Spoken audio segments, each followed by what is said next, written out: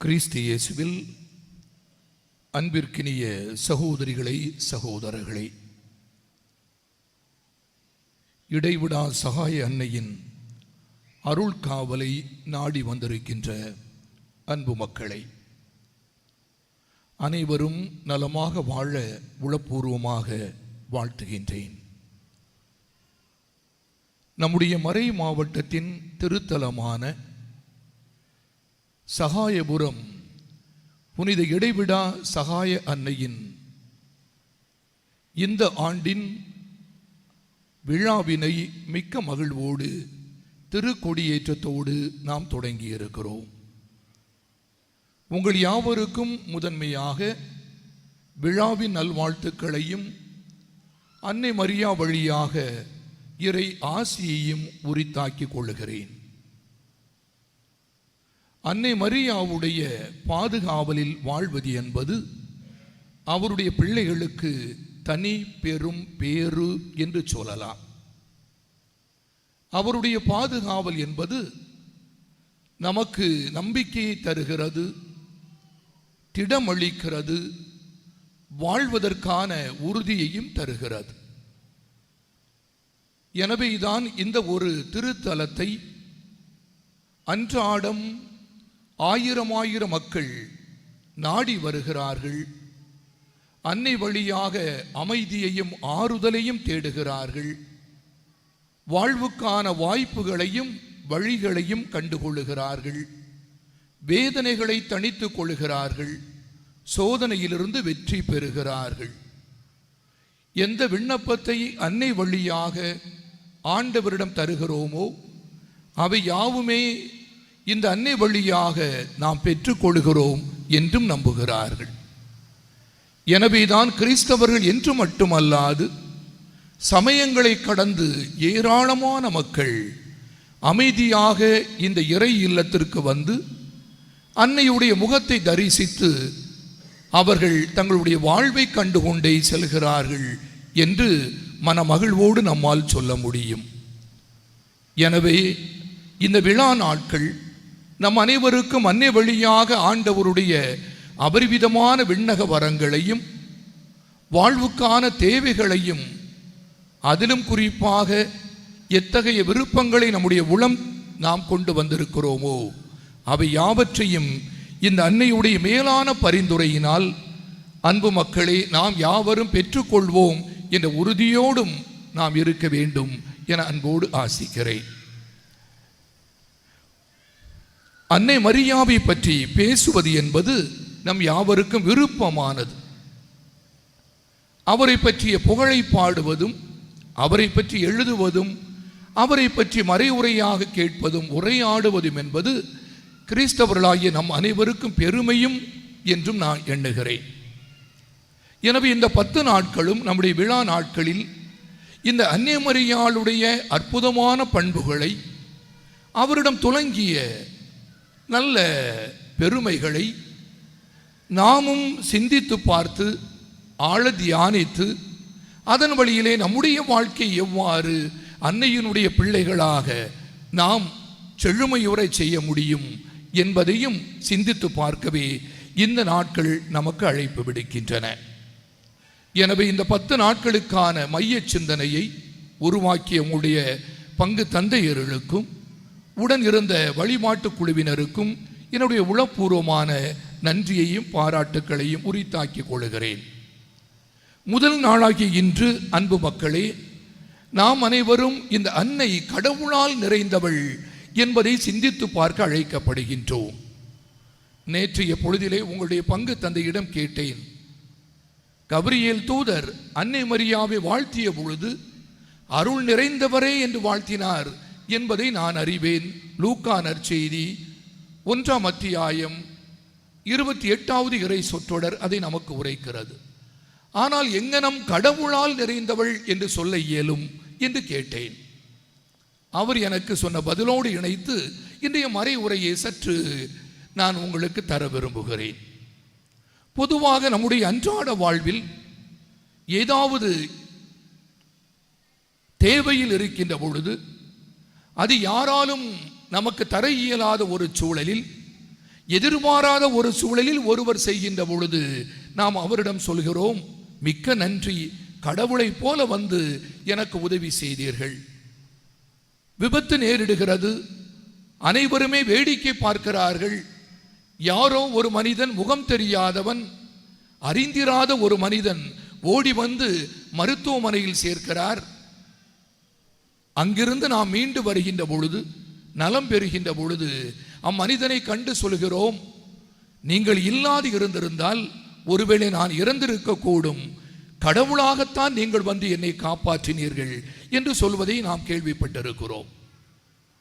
நம்மை ஆழ்த்துகின்ற ஒரு கடன் தொல்லையில் இருக்கிறோம், பலரிடம் கையேந்தி நிற்கிறோம், காப்பாற்றுங்கள் என்று விண்ணப்பிக்கிறோம், யாருமே செய்யவில்லை.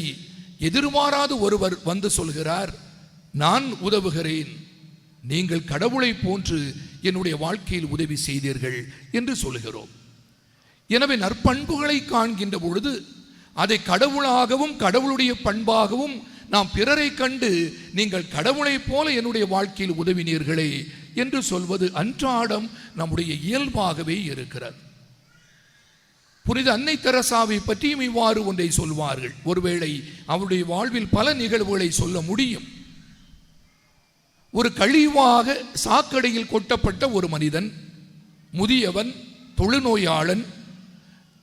அன்னை தெரசா அவரை காண்கின்ற பொழுது அவரை வாரி அணைத்துக் கொள்கிறார், அவரை தன்னுடைய இல்லத்திற்கு கொண்டு வருகிறார், அவரை குளிப்பாட்டுகிறார், அவரை சுத்தம் பண்ணியவர் அவருடைய புண்களையும் துடைத்து விடுகிறார், மருந்திடுகிறார். இந்த மனிதன் சற்று தெளிவடைகின்ற பொழுது தன்னுடைய அருகிலே நிற்கின்ற இந்த ஒரு அருள் சகோதரியை காண்கிறான். புன்முறுவலோடு பூத்த முகத்தோடு அவருக்கு பணிவிடை செய்வதை காண்கின்ற அந்த மனிதன் கரத்தை பற்றி கொள்கிறான். நான் உங்களில் கடவுளை காண்கிறேன், என்னுடைய கண்களை நான் மூடிக்கொண்டாலும் இறந்து விட்டாலும் எனக்கு இப்பொழுது பிரச்சனை இல்லை என்று சொல்கிறான். இது அன்னையை பற்றி வழி வழியாக நாம் கேட்கின்ற ஒரு பாரம்பரியமான கதையாகவே இருக்கிறார், நிகழ்வாகவே இருக்கிறார். வாழ்வில் எத்தனையோ மக்கள் இவ்வாறு வந்து செல்கிறார்கள்.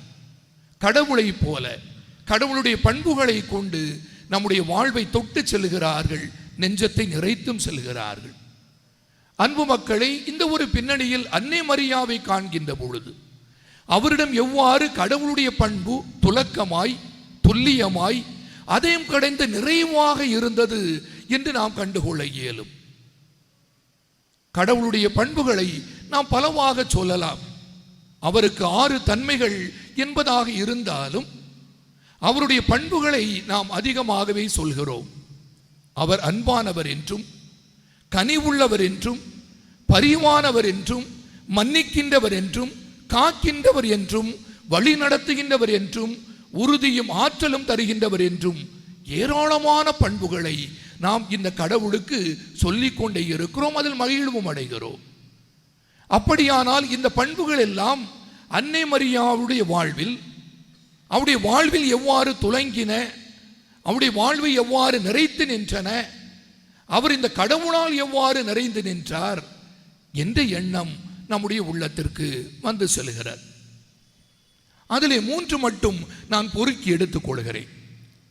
இந்த அன்னை மரியாளுடைய வாழ்வை நிறைத்து நின்ற எண்ணற்ற நற்பண்புகளில், கடவுளுடைய பண்புகளில், கடவுளால் நிறைந்திருப்பதில் எத்தகைய பண்புகளை தேர்வு செய்யலாம் என்று நாம் பார்க்கின்ற பொழுது 3 பண்புகளை நாம் சற்று சிந்தித்து பார்த்து, என்னுடைய வாழ்வில், நம்முடைய வாழ்வில் இந்த பண்புகளெல்லாம் இருக்கின்றனவா, இருப்பதற்கு, இருந்தால் இன்னும் அதிகரிப்பதற்கு நான் என்ன செய்யலாம் என்ற ஒரு கண்ணோட்டத்தில் நாம் இன்றைய நாளில் இந்த அன்னையுடைய வாழ்வை சற்று அணுகி வந்து, நெருங்கி வந்து நாம் சிந்தித்து பார்க்கலாம் என நம்புகிறேன். முதன்மையாக நாம் எல்லாரும் சொல்வது கடவுள் அன்பானவர், அன்பே கடவுள், கடவுளே அன்பு என்பது நாம் எப்பொழுதுமே கேட்கின்ற சொல். அதிலும் புனித யோவான் தன்னுடைய எழுத்துக்களில் எப்பொழுதுமே இதை சுட்டி காட்டிக் கொண்டே இருக்கிறார். கடவுள் அன்பாக இருக்கிறார், அன்பில் வாழ்கின்றவர்கள் கடவுளில் வாழ்கின்றார்கள், கடவுளுடைய பிள்ளைகளாக இருக்கின்றார்கள் என்று யோவான் சொல்வார். அப்படியானால் இந்த கடவுளுடைய அன்பு எங்கு வெளிப்படுகின்றது? இன்றைய முன்னுரையில் சொன்னது போல நாம் தொடக்க நூலுக்கு செல்ல வேண்டும். இந்த உலகத்தை படைத்த கடவுள், அன்பினால் இந்த படைப்புகளை நிறைத்த கடவுள், இந்த படைப்புடைய உச்சமாக சிகரமாக நம் அனைவரையும் மனிதரை படைத்த கடவுள். திருப்பாடல் 8:1 சொல்லுவது போல, ஆண்டவரே நீர் வானதூதர்களை விட சற்று தாழ்ந்தவனாக நீர் மனிதரை படைத்தீர், மாண்பையும் பெருமையையும் அவர்களுக்கு முடியாக சூட்டினீர் என்று சொல்கிறார். எனவே அன்பின் நிமித்தமாக இந்த உலகத்தை கடவுள் படைக்கிறார். கடவுள் இந்த உலகத்தில் உள்ள அனைத்தையும் படைத்து மனிதரை அவற்றுக்கு மேலாக சிகரமாக படைத்து இந்த படைப்புகளை எல்லாம் அவன் காப்பாற்ற வேண்டும் என்ற ஒரு அன்பு கட்டளையையும் அவர் தருகிறார். ஆனால் நிகழ்வது என்ன? ஆண்டவருடைய அன்புக்கு முரணாக புறம்பாக மனிதன் செல்கிறான். தொடக்க பெற்றோர், முதற் பெற்றோர் ஆதாமும் ஏவாளும் ஆண்டவரை புறம் தள்ளி தங்கள் விருப்பத்தையே பெரிதென கருதுகிறார்கள். அன்பு முறிவுறுகிறது, ஆண்டவரிலிருந்து அவர்கள் அகன்று செல்கிறார்கள். ஆனால் ஆண்டவருடைய அன்பு நிகரில்லாதது. எனவே அவர் என்ன செய்கிறார்? மீண்டும் இவர்களை தேடிச் செல்கிறார், வாழ்வதற்கு வழியை காட்டுகிறார். இன்னும் மனிதன் ஆண்டவரிலிருந்து அகன்று செல்கிறார். கடவுள் அவனை தேடிச் செல்கிறார், பலரை அனுப்புகிறார். அது குலமுதுவர்கள் என்றாலும், அரசர்கள் என்றாலும், நீதிபதிகள் என்றாலும், இறைவாக்கினர்கள் என்றால், அன்பின் நிமித்தமாக இந்த மனிதனை மீண்டும் மீண்டும் தேடி செல்லுகின்ற கடவுளாகவே அவர் இருக்கிறார். எனவேதான் எபிரேயருக்கு எழுதப்பட்ட திருமுகத்தின் முதல் அத்தியாயத்தின் 1வது இறை சொற்றொடர் சொல்லும், முற்காலத்தில் பல்வேறு வகைகளில் நம் முன்னோர் வழியாக தன்னை வெளிப்படுத்திய கடவுள் இந்த இறுதி நாட்களில் தன்னுடைய மகன் வழியாக நம்மோடு பேசியுள்ளார். பவுலடியார் இன்னும் அருமையாக சொல்வார். கலாத்தியருக்கு எழுதிய திருமுகத்தின் 4ஆம் அத்தியாயம் 4வது இறை சொற்றொடரில் சொல்வார், காலம் நிறைவுற்ற போது தன்னுடைய ஒரே பேரான மகனை திருச்சட்டத்தின்படி பெண்ணிடம் பிறந்த ஒருவராகவே இந்த உலகத்திற்கு தந்தார். அப்படியானால் இந்த உலகத்தை அளவிடற்கரிய வகையில், ஒப்புமைப்படுத்த முடியாத வகையில் அன்பு செய்த கடவுள் இறுதியாக தன்னை தன் மகன் வழியாகவே தர விருப்பம் கொள்கிறார். இதுதான் அன்புடைய உச்சமாக நமக்கு இருக்கிறது. இந்த உலகத்தை அன்பு செய்த கடவுள் இந்த உலகத்தை மீட்பதற்காக தன்னை தன்னுடைய மகனில் முழுமையாக தர விருப்பம் கொள்கிறார். யோவான் தன்னுடைய நற்செய்தியின் 3ஆம் அத்தியாயம் 16வது இறை சொற்றொடரில் இதை அழுத்தமாகவே பதிவு செய்கிறார். என்ன அது? இந்த உலகத்தை மீட்பதற்காக தன்னுடைய திருமகனை அனுப்பும் அளவிற்கு அவர் உலகின் மேல் அன்பு கூர்ந்தார். தீர்ப்பளிப்பதற்கல்ல, தண்டனை தருவதற்கல்ல, மாறாக மீட்பளிப்பதற்கே ஆண்டவர் தன்னுடைய ஒரே மகனை இந்த உலகத்திற்கு அனுப்பினார். அன்பு மக்களே, இந்த மகன், இந்த திருமகன் இந்த உலகத்திற்கு வருவதற்கும் அன்பு தேவைப்படுகிறது. அது யாரிடம் நிறைந்து காணப்படுகிறது? ஒரு பெண்ணிடம். எனவே திடீரென வானத்திலிருந்து விழுந்து விட்டவர் அல்ல இறைமகன். மாறாக அன்பே முழுமையாக யாரிடம் தங்கி இருக்கிறதோ அவரிடமிருந்து அன்பே இந்த உலகத்திற்கு வர வேண்டும் என்று இறைவன் விரும்புகிறார். இந்த அன்பை முழுமையாக நிறைந்திருக்கின்ற ஒருவரை காண்கிறார். அதுதான் அன்னை மரியா. அன்பை நிறைந்திருந்த அன்னை வழியாக இந்த உலகத்திற்கு தன்னுடைய மகனை தருவதற்கு விருப்பம் கொள்ளுகிறார் ஆண்டவராகிய கடவுள். எனவேதான் கபிரியேல் வானதூதர் வழியாக அருள் நிறைந்தவளே வாழ்க என்றே அவர் வாழ்த்துகிறார். அன்பாக நிறைந்திருக்கின்ற நீர் வாழ்க, உம்மிடமிருந்து கடவுள் தன்னுடைய மகனை தர இருக்கிறார் என்று சொல்கிறார். கலக்கம் தயக்கம் மேலிட்டாலும் இது கடவுளுடைய விருப்பம் என அறிகின்ற பொழுது அவருடைய சொற்படி நிகழட்டும், நான் அவருடைய அடிமை என்று சொல்வதில் இந்த அன்பு முழுமை பெறுகிறது. எனவே அன்பு மக்களே, எவ்வாறு கடவுள் இந்த உலகத்தை மீட்பதற்கு அன்பினால் தன்னுடைய மகனை தருகிறாரோ, அந்த மீட்பின் திட்டத்தில் சிறிதாக அல்ல, சற்று பெரிதாக அல்ல, முழுமையாக தன்னையே தருவதற்கு விருப்பம் கொள்வதுதான் நம்முடைய அன்னையாம் மரியா. அன்பே முழுமையாக நிறைந்திருந்த ஒரு கன்னி, ஒரு அன்னை. எனவே அவரிடமிருந்துதான் அன்பினால் பிறக்கின்ற ஒரு மனிதன், அன்பினால் இந்த உலகத்தை மீட்கின்ற கடவுள், அன்பினால் இந்த உலகத்தை இறை தந்தையோடு ஒப்புரவாக்குகின்ற ஒருவர் பிறக்க வேண்டும் என்று ஆண்டவராகிய கடவுள் திருவுளம் கொள்கிறார். பவுலடியார் எபேசியருக்கு எழுதிய திருமுகத்தின் 1ஆம் அத்தியாயத்தில் 1 முதல் 13 வரையிலான அந்த மகத்தான பாடலில், கீதத்தில் இதனை ஆழ்ந்து சிந்தித்து பார்க்கிறார். இறை தந்தை இந்த உலகத்திற்கு மகனை தந்தால் இந்த உலகம் எவ்வாறு அவரோடு ஒப்புரவாகும் என சிந்தித்து பார்க்கின்ற அவர் இதனை அருமையாகவே நமக்கு வெளிப்படுத்துகின்றார். இந்த உலகத்தில் அனைத்தும் கடவுளோடு ஒப்புரவாக வேண்டும். அது யாரால்? அது அன்னை மரியாள். அவர்தான் இந்த ஒப்புரவுக்கான வழியை, வாயிலை, அன்பினை இந்த உலகத்திற்கு கடவுளுக்கு தந்து கொண்டே இருக்கின்ற ஒருவராக இருக்கின்றார். நீங்கள் நான் எவ்வாறு என்ற கேள்வி எழாமல் இல்லை. கடவுள் அன்றாடம் நம்மை வாழ்த்தி கொண்டே இருக்கிறார். எவ்வாறு அருள் நிறைந்தவரை என்று அன்னையை வாழ்த்தினாரோ, இன்று உங்களை என்னை ஒவ்வொரு நாளும் கடவுள் வெவ்வேறு மனிதர்கள் வழியாக வாழ்த்தி கொண்டே இருக்கிறார். எதற்கு? இந்த அன்பை, அன்பினாலான தன்னுடைய திருமகனை இந்த உலகத்தின் மீட்புக்காக நீங்கள் நான் தந்து கொண்டிருக்க வேண்டும் என்பதற்காக. அப்படியானால் அன்னை மரியாவுடைய பிள்ளைகள் நீங்கள் நான் ஆனால், இந்த வாழ்த்து செய்தியை கேட்டவுடன் அத்தோடு நின்று விடுவதற்கல்ல, மாறாக எவ்வாறு அன்பினால் உந்தப்பட்டவராக, நிரப்பப்பட்டவராக, அன்பினால் கடவுளோடு தன்னை இணைந்தவராக இந்த அன்னை மரியாள் இந்த உலகத்திற்கு மீட்பரை தந்தாரோ, அதே போன்று ஆண்டவர் இயேசுவை இந்த உலகத்திற்கு தர வேண்டிய கடமை நம் அனைவருக்குமே இருக்கிறது. இன்றைய சமூகம் நம்மை கலக்கமுறச் செய்யலாம், எவ்வாறு இது நிகழும் என்ற கேள்வி எழுப்பச் செய்யலாம். ஆனால் அன்னை மரியாவை போல துணிவாக இந்த அன்பை கொடுக்க வேண்டிய கடமை நம் எல்லாருக்கும் இருக்கிறது. அது ஒருவேளை நம்முடைய குடும்பமாக இருக்கலாம், நம்மை சூழ்ந்து வாழ்கின்ற சுற்றமாக இருக்கலாம், நம்மை எதிர்த்து எழுகின்ற வெவ்வேறு நிகழ்வுகளாக கூட இருக்கலாம். ஆனால் எல்லா இடமும் அன்னையை போல அன்பினால் இந்த உலகத்திற்கு மீட்பை தர வேண்டிய கடமை நமக்கு இருந்து கொண்டே இருக்கிறது என்பதை புரிந்து கொள்வோம். இரண்டாவதாக ஆண்டவரை என்ன சொல்கிறோம்? அவரே அருளாக இருக்கிறார். எனவேதான் ஆண்டவரிடம் அருளை யாசிக்கின்றோம். மிகுதியான அருளை தாரும் ஆண்டவரே என்று கேட்கிறோம். அருளுக்கு மேல் அருளை ஆண்டவரிடம் கேட்டு பெறுவதற்கு நாம் ஆலயம் வந்தும் செல்கிறோம். ஆனால் அருள் என்பது என்ன? ஏதோ ஆண்டவர் வைத்திருக்கின்ற பொருள் என்று சில வேளைகள் நினைத்துக் கொள்ளலாம். ஏதோ அவர் அருளை எல்லாம் தேக்கி வைத்திருக்கிறார், கேட்டவுடன் அவர் திறந்து விடுவார், அருள் நமக்கு கொட்டி செல்லும் என்றெல்லாம் நாம் நினைத்தால் அது தவறு. அருள் என்பதை எவ்வாறு புரிந்து கொள்வது? ஆண்டவருடைய உடன் இருப்பு, அவருடைய உறவு.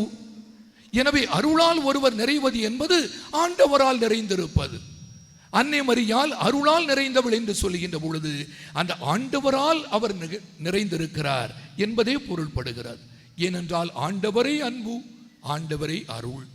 அவர் உடன் இருக்கிறார், திடன் தருகிறார், ஆற்றல் படுத்துகிறார், உன்னோடு இருக்கிறேன் என்று துணைக்கு வருகிறார், துணிவை தருகிறார் என்று சொல்லிக்கொண்டே செல்லலாம். எனவே ஒருவர் அருளை வேண்டுகிறார் என்றால் ஆண்டவருடைய உடனிருப்பை வேண்டுகிறார். ஆண்டவரே, நான் துயரத்தில் வாழுகிறேன், துன்பத்தில் துவழ்கிறேன், தேவையில் அவதி உறுகிறேன், அல்லலில் நான் அழுகிறேன் என்று ஒருவர் ஆண்டவரை நோக்கி அருளை தாரும் என்று யாசித்து நின்றால் அந்த ஆண்டவர் தன்னுடைய உறவை, தன்னுடைய உடனிருப்பை, நான் இருக்கிறேன் என்ற உறுதிப்பாட்டை தருவதைத்தான் நாம் அருள் என்று புரிந்து கொள்ள வேண்டும். ஏதோ பொட்டலமாக ஒரு பொருள் ஆண்டவர் தந்து இதோ அருளை தந்தேன் என்று சொல்வதில்லை. மாறாக நான் உன்னோடு இருக்கிறேன் என்பதை நீ ஏன் புரிந்து கொள்ள மாட்டேன் என்கிறாய்? நான் உனக்கு துணையாக வருகிறேன் என்பதை ஏன் எண்ணி பார்க்க மாட்டேன் என்கிறாய்? உன்னை நான் காத்து கொண்டே இருக்கிறேனே என்பதை ஏன் எண்ணி நீ கலக்கம் கொள்ளுகிறாய்? நான் உன்னோடு இருக்கிறேன் என்பதை உணர்ந்து கொள் என்று சொல்வதுதான் அருள் என்று நாம் புரிந்து கொள்ள வேண்டும். அன்னை மரியாள் தன்னுடைய வாழ்வில் இதை முழுமையாக புரிந்து கொண்ட ஒருவர், அருளால் நிறைந்தவர், ஆண்டவரால் நிறைந்தவர். எனவே அவர் என்ன நினைக்கிறார்?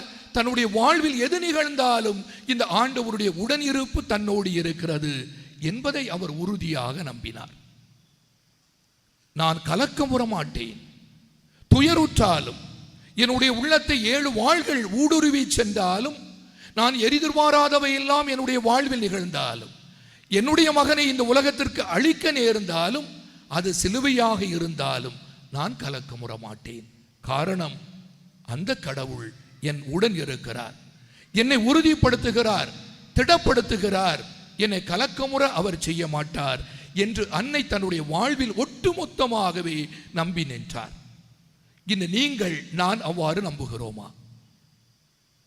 அன்னை மரியா இந்த உடன் இருப்பை பிறருக்கு எடுத்து சென்றார். ஆண்டவர் எவ்வாறு தன் உடன் இருக்கிறாரோ அந்த உடன் இருப்பை அவர் இந்த உலகத்திற்கு தந்து கொண்டே இருந்தார். அது எலிசபெத்தாக இருக்கலாம். யூதேய மலை நாட்டிற்கு விரைந்து சென்று அவரோடு தங்கி இருந்து அவர் பணி செய்தார். நான் இருக்கிறேன், நீ கவலை கொள்ளாதே, கலக்கமுறாதே, உன்னுடைய வாழ்வில் இந்த தேவையில் நான் உன்னோடு இருக்கிறேன் என்று இந்த அன்னை வாழ்த்தி அவரோடு தங்கி இருந்தார். கலங்கி நின்ற ஒரு குடும்பம் கானாவில் இல்லை என எல்லாரும் பரிகசிப்பார்கள் என்பதை அன்னை அறிந்திருந்தார்.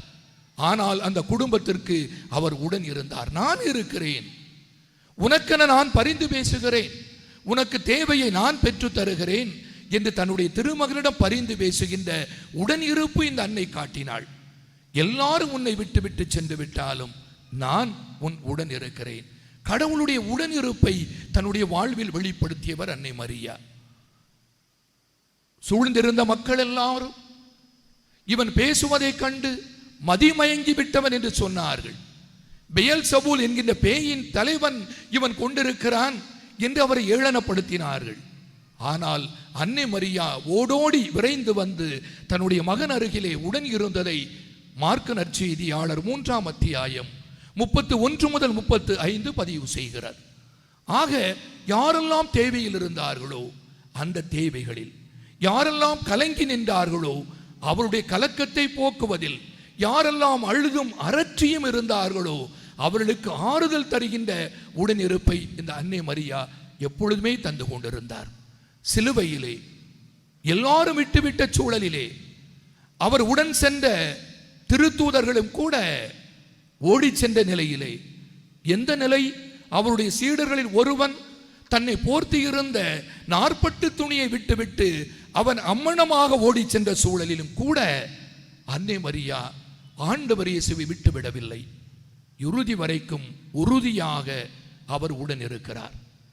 அது இறைத்தந்தையுடைய செயல், அருளால் நிறைந்திருப்பதனுடைய அடையாளம். உடன் இருப்பது, துணை நிற்பது, பிறருக்கு ஆறுதல் தருவது, துணிவையும் தருவது.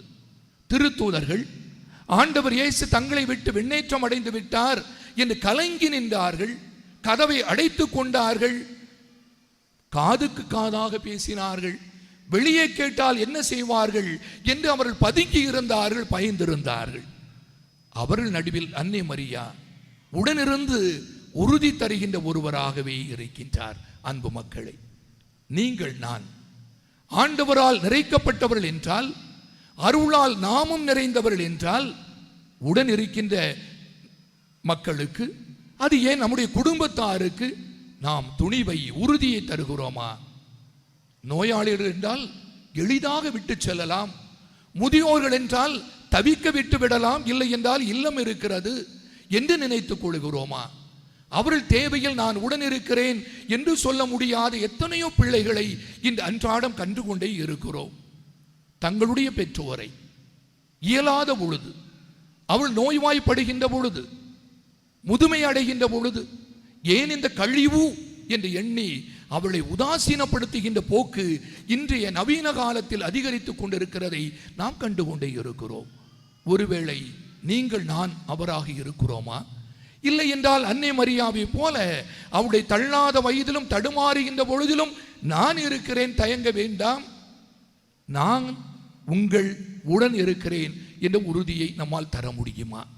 இல்லை என்றால் இந்த சமூகத்தில் காண்கின்ற புறம் தள்ளப்படுகின்ற மாற்றுத்திறனாளிகள், மனநலம் குன்றியவர்கள், வாழ்க்கையில் எதிர்நீச்சல் அடிக்க முடியாமல், குரல் எழுப்ப முடியாமல் வலிமையற்ற நிலையில் இருக்கின்றவர்கள், இவர்களுக்கு நீங்கள் நான் துணை நிற்கிறோமா? உடன் இருக்கிறோமா? அப்படி என்றால் இந்த அன்னை அருளால் ஆண்டவரால் நிறைந்திருந்தது போல நீங்களும் நானும் நிறைந்திருப்போம். மூன்றாவது, ஆண்டவரிடமிருந்த இருக்கின்ற அருமையான ஒரு பண்பு, ஆண்டவர் எப்பொழுதும் ஆற்றல் நிறைந்தவர் என்றே எண்ணுகிறோம். ஆற்றல் மிக்கவரே, என் ஆற்றலின் ஊற்றே என்று கூட திருப்பாடல் 18 சொல்லுகிறது. ஆண்டவர் ஆற்றல் மிக்கவர், எனவே அவரிடம் நான் அடைக்கலம் புகுகின்றேன், என் ஆற்றலும் அரணும் கோட்டையுமாக இருக்கிறார் என்று திருப்பாடல் பல இடங்களில் நமக்கு கற்றுத்தருகிறது. அப்படியானால் இந்த ஆற்றலின் கடவுள் எவ்வாறு புரிந்து கொள்வது? கடவுள் ஆற்றலாக இருக்கிறார் என்பது பிறரை அடக்கி ஆள்வதற்கு அல்ல. கடவுளுடைய ஆற்றல் என்பது பிறரை ஆற்றல் படுத்துவதற்கே. தன்னுடைய மக்களை அவர் ஆற்றல் படுத்தி கொண்டே இருக்கிறார். துவண்டு விடாதீர்கள் என்று அவர்களுக்கு நம்பிக்கை தருகிறார். வாழ்க்கையை முன்னோக்கி பாருங்கள், வெளிச்சம் தென்படும் என்று சொல்லி தருகிறார். இதுதான் ஆண்டவருடைய ஆற்றல். நீங்கள் வாழ்க்கையில் துவண்டு விட்டீர்கள் என்றால், வாழ்க்கை நான் தந்த இந்த கொடையான வாழ்க்கையை நீங்கள் முன்னோக்கி எடுத்து செல்ல முடியாது, வீழ்ந்து விடுவீர்கள். மாறாக இந்த வாழ்க்கையில் ஆற்றல் இருக்கிறது, அதனை கொண்டு முன்னோக்கி செல்லுங்கள், நான் உடன் பயணிக்கின்றேன் என்று கற்றுத்தருகிறவர் தான் ஆண்டவர். அது பணியாக, பிறரன்பு சேவையாக, பிறருடைய நலத்துக்காக பாடுபடுவதாக அமைவதுதான் ஆற்றலாக என்றுமே வெளிப்பட்டு கொண்டிருக்கிறது ஆண்டவருடைய வாழ்க்கையில். ஆண்டவர் இயேசுவும் தன்னுடைய வாழ்க்கையில் அவ்வாறுதான் பிறருக்கு பணிவிடை செய்வதில், பணிகள் ஆற்றுவதில் அவர் மகிழ்வடைகிறார். எனவே தான் பேதுரு கொர்நேலியுடன் உரையாடுகின்ற பொழுது திருத்தூதர் பணிகள் 10ஆம் அத்தியாயத்தில் 37வது இறை சொற்றொடரில் அருமையாக பதிவிடப்படுகிறது. ஒரே சொல்லில், ஒரே வாக்கியத்தில் ஆண்டவர் இயேசு யார் என அவர் கற்றுத்தருகிறார். அவர் சென்ற இடமெல்லாம் நன்மைகளையே செய்து கொண்டவராக இருந்தார். இதுதான் ஆற்றலுடைய வெளிப்பாடு. யாரிடம் ஆற்றல் இருக்கிறதோ அவர்கள் பிறருக்கு நலன்களை செய்கின்றவர்களாக இருப்பார்கள். அடக்கி ஆள்வதிலும், தன்னுடைய பலத்தை காட்டுவதிலும், தன்னுடைய அதிகாரத்தை பிறர் மேல் செலுத்துவதிலும் கொண்டிருப்பது ஆற்றல் அல்ல. கடவுளுடைய ஆற்றல் என்பது இறங்கி வருவது, அது விண்ணகத்திலிருந்து மண்ணகம் இறங்குவது, கடவுள் நிலையிலிருந்து மனிதனாக மாறுவது, மனிதரிலும் அடிமைத்தன்மையை ஏற்றுக்கொள்வது, அடிமையிலும் கடைநிலையில் சிலுவையை தோளில் சுமப்பது, இந்த உலகின் மீட்புக்காக தன்னுடைய கரங்களை விரிப்பது, உயிரை கொடுப்பது. அன்னை மரியா தன்னுடைய வாழ்வில் ஆண்டவருடைய ஆற்றலினால் நிறைந்தவராயிருந்தார். எங்கனம் அவள் தன்னுடைய வாழ்க்கையை முற்றிலுமாக தன்னுடைய மகனோடு இணைத்து இந்த உலகத்திற்கு பணி செய்வதிலேயே கரைத்து கொண்டவர். எல்லா சூழலிலும் அவரை விட பணி செய்த சிறந்த ஒரு மனுஷியை நம்மால் காண முடியாது. ஏனென்றால் எவ்வளவு அருமையான இந்த புகழ் பாடலை பாடுகிறார். செல்வராக இருந்தவர்களை எல்லாம் அவர் புறம்பே தள்ளுகிறார். எளியவர்கள், ஏழைகள், அவர்களை ஆற்றல் படுத்துகிறார். பசித்தோரை நலன்களால் நிரப்புகிறார். யார் அதிகாரத்தில் அரியணையில் இருக்கிறார்களோ அவர்களை வீழ்த்துகிறார்.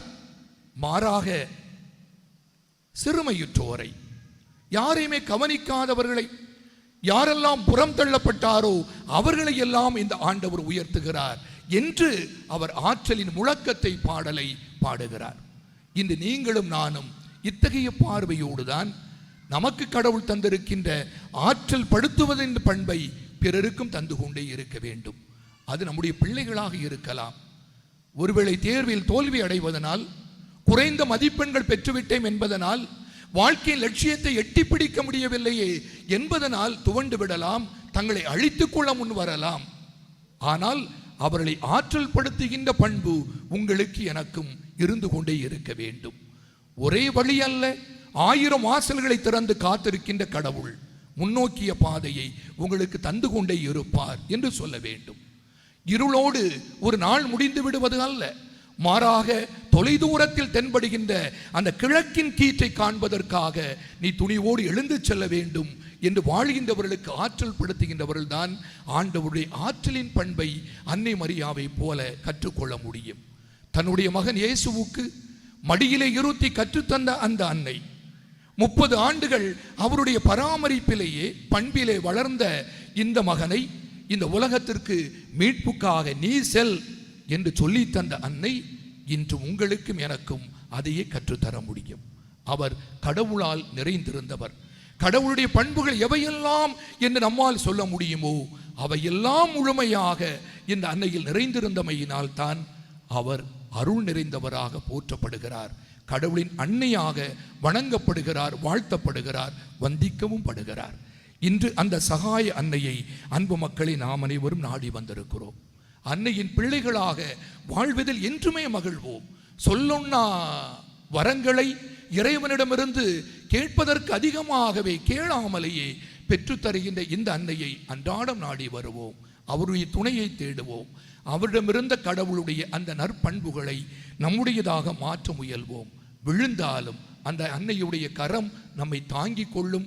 அவருடைய திருமகனை எவ்வாறு தன்னுடைய கரத்திலே தாங்கிக் கொள்ளுகிறாரோ அதே போன்று உங்களை, என்னை, நம் அனைவரையுமே அந்த அன்பு மகனை போல தன்னுடைய கரத்திலே என்றுமே தாங்கிக் கொள்ளட்டும். அச்சமும் பயமும் மேலிட்டாலும் அன்னையுடைய கரத்தில் இருப்பதனால் எதுவும் நம்மை வீழ்த்தி விடாது என உணர்வோம். எவ்வாறு இடைவிடா சகாய அன்னையுடைய கரத்தில் இருக்கின்ற அந்த குழந்தை ஆழ்ந்த அமைதியோடு அவருடைய முகத்தை பார்க்கிறதோ, அது ஈட்டியும் ஆணியும் இருபுறமும் இருந்தாலும் இந்த அன்னையுடைய அமைதியான பார்வையில் புன்னகை தவழ்கிறதோ, அதே போன்று நம்முடைய வாழ்க்கையை சூழ்ந்து வருகின்ற எச்சூழல்கள் என்றாலும் அவை அனைத்திலும் அந்த அன்னையுடைய முகத்தை நாம் என்றுமே பார்த்து கொண்டிருப்போம். அமைதி தமிழ்கின்ற அந்த அன்னையிடமிருந்து அதிகமாக நாம் கற்றுக்கொள்வோம் நற்பண்புகளை. ஆண்டவர் இயேசுவை போல உறுதியோடு ஆற்றல் படுத்தப்பட்டவர்களாய் அன்பு பணியை இந்த உலகத்தில் ஆற்றுவோம்.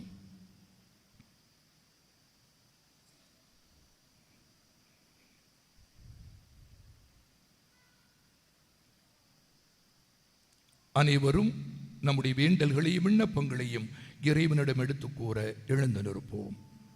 அன்புமிக்க சகோதரிகளே, சகோதரர்களே, கடவுள் அன்பாயிருக்கிறார். கடவுள் அருளாகவே இருக்கிறார். அவர் ஆற்றலுமாக இருக்கிறார். இந்த அன்பையும் அருளையும் ஆற்றலையும் தன்னில் முழுமையாக கொண்டிருந்த அன்னை மரியாள் கடவுளால் நிறைந்தவராகவே இருந்தார். அந்த அன்னையுடைய பிள்ளைகளாகிய நாமும் இத்தகைய கடவுள் பண்புகளால் கடவுளால் நிறைக்கப்பட வேண்டும் என்று நம்முடைய வாழ்வின் தேவைகளை எடுத்து கூறி வேண்டுவோம்.